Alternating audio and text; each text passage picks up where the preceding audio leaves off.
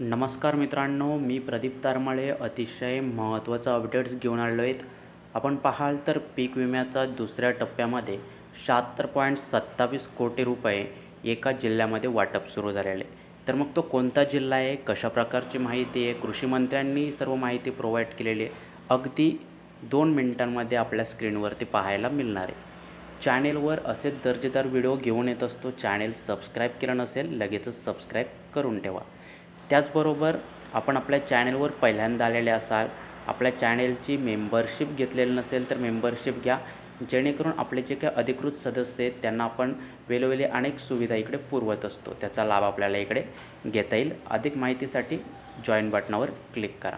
ठीक आहे, तर आता पुढे या व्हिडिओमध्ये जाल तर कृषी मंत्र्यांनी महत्त्वाची माहिती दिलेली आहे आणि त्यानुसार 76.27 कोटी रुपये या ठिकाणी प्राप्त झालेले, दुसऱ्या टप्प्याला या ठिकाणी वाटप सुरू झालेले।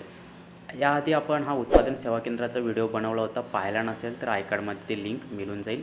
या ठिकाणी धनंजय मुंडेंची ही संपूर्ण पोस्ट पाहू शकता।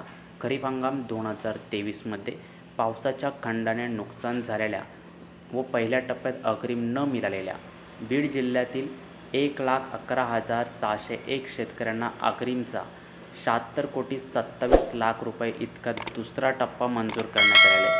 वितरण थेट लाभार्थी शेतकऱ्यांच्या खात्यावर करण्यास सुरुवात झालेली, त्यामुळे आपल्याला अद्यापच रक्कम मिळाली नसेल किंवा मग आपल्याला हे अपडेटच माहीत नव्हतं तर हे अपडेट आपल्यासाठी कव्हर केलेले उर्वरित बांधवांपर्यंत देखील पोहोचू शकता। सविस्तर माहिती स्टेप बाय स्टेप या छोट्याशा व्हिडिओमध्ये समजून घेण्याचा प्रयत्न केला। असेच व्हिडिओ दर्जेदार आपण इकडे कव्हर करतच असतो। अधिक माहितीसाठी आपण आपल्या नोटिफिकेशन बेल प्रेस करू शकता, जेणेकरून आपल्याला नोटिफिकेशन मिळत राहतील। ठीक आहे, तर भेटूयात पुढे नवीन अपडेट्ससह। जय हिंद, धन्यवाद।